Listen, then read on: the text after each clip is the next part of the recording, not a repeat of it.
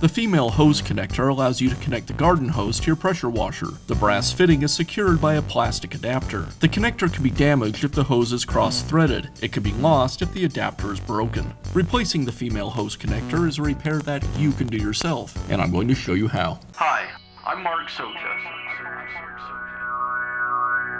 Do-it-yourself repairs like these are easier than you might think. From lawn machines to cordless drills, kitchen mixers, Outdoor grills. our how-to videos walk you through each repair from start to finish. So doing it yourself means never having to do it alone. Let's get started.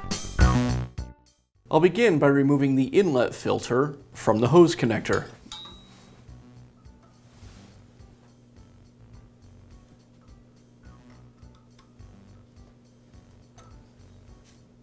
Now I'll use a hex socket to remove the male adapter.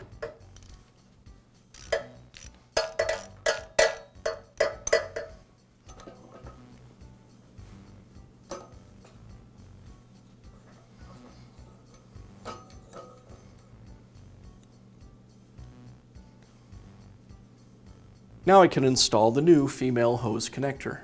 I'll install the male adapter into the female connector, and now this assembly can go on to the pump.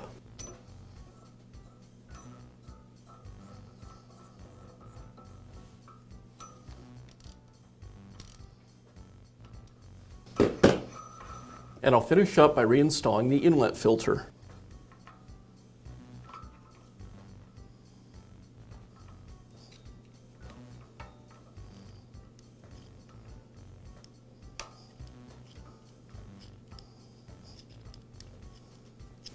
And that's all it takes to install a new female hose connector on your pressure washer. Be sure to check back often for new videos and expert advice. If you found this video helpful, give us a thumbs up. And leave a comment.